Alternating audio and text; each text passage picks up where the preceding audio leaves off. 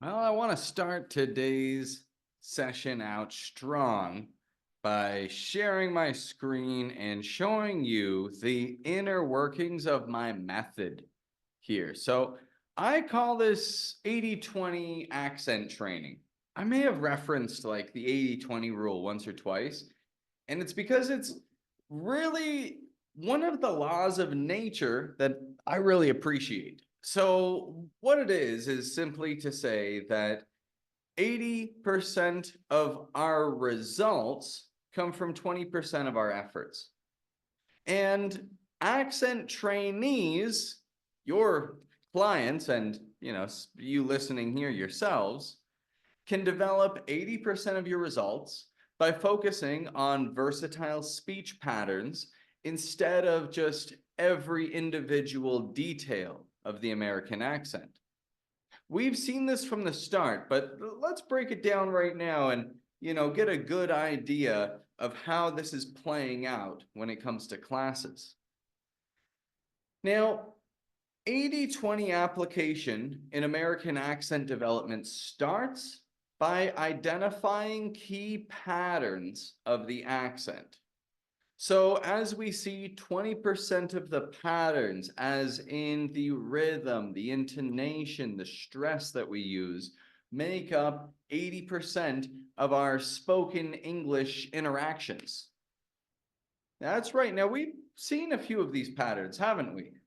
We saw this with the contrast in syllable stress, with the schwas and identifying when a word uses a schwa and when it uses a stronger sound. We also saw this with the kind of flow and with questions. So identifying those key patterns is a great way to reinforce the training that your students are having. Start there. After we get those down, we identify key sounds. We want to focus on the 20% of sounds that make up 80% of pronunciation. Because again, if they try to focus on every single detail, then they're going to do 80% of their effort. They're going to use a lot of effort to see minimal results. Let's reverse that. Large results with a little effort.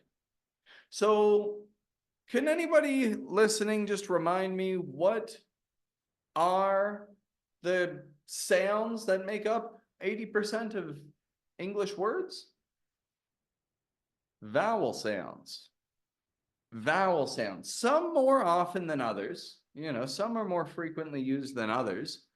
But the primary focus is on vowel sounds because all words contain vowel sounds.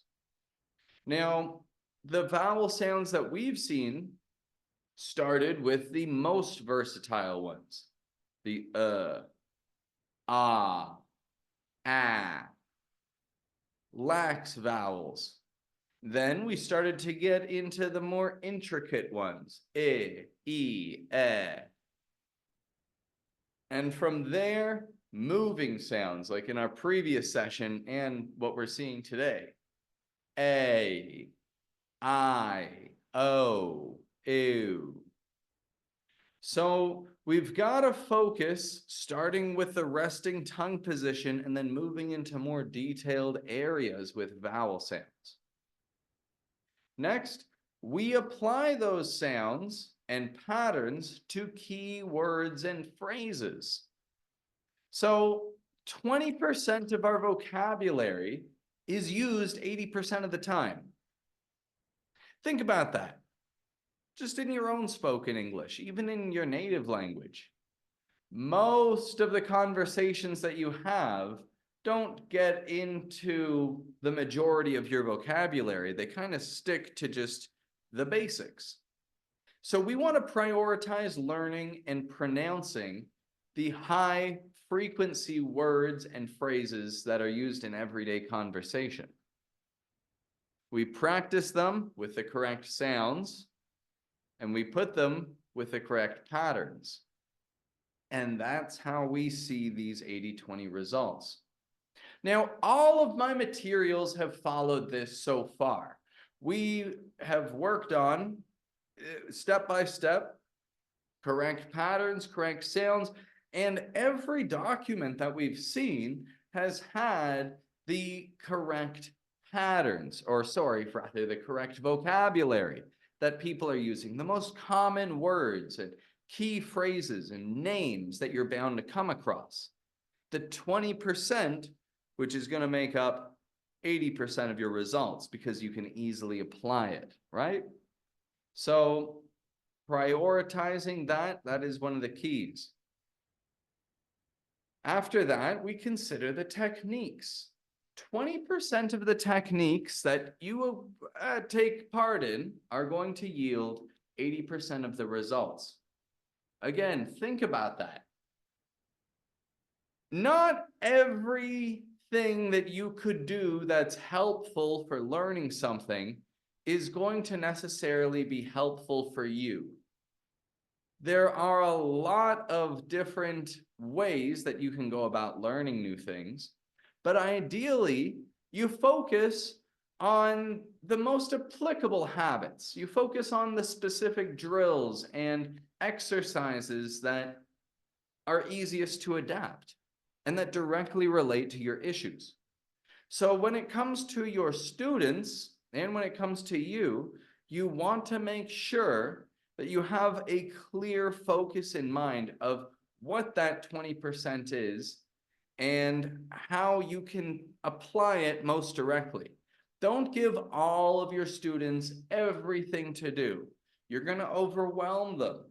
Give them, I mean, if they want to do everything possible, then hey, by all means, of course, right? But otherwise, for people who are busy, for people who are, just trying to learn on the go, give them tasks that they can accomplish without needing to take a lot of time away from their day, without needing to interrupt their patterns, their current life patterns. So we focus on the correct techniques with the correct words, with the correct sounds, and the correct patterns. There's one more thing to consider: context. So everything that we've covered so far has been pretty well included in our classes, in the lessons that we've been going over. Context now is where you get your students to take things from the lesson alone to their real life situation. How do we do this in our materials? Well, we do this by giving your students a couple of words, as we see here, a key prompt, some common words, and telling them, make a larger sentence out of this for an upcoming meeting, for a call that you have, for a phrase that you could use within the hour. Create a larger context out of this short phrase. And they will, and they'll get creative. They will get creative. That's one way that you can have people, embrace the context. I mean, if you've got a student that you're working one-on-one with, and you want to show them the highest level of results, maybe you want to be able to charge a higher price for classes, this is where personalizing things comes in. You're practicing with the context that they need. And so you can create materials specific for that student and the needs of that student, focusing on the 20%. So you figure out the context that they need. You give them the 20% of exercises that are going to make that training most effective. The 20% of words that are used in that context that they need to get by and to communicate 80% of the time so that they can see the most applicable results with high frequency words. You put it with key sounds, and you develop, as you move forward, more difficult sounds. And then you identify key patterns. Once you have all of these together, you've got a solid learning program and strategy and plan of action for your students.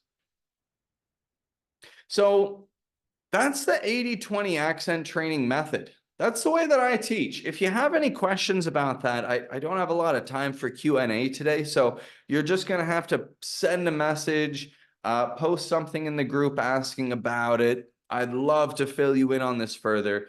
80-20 accent training. This is the way that it's done, my friend.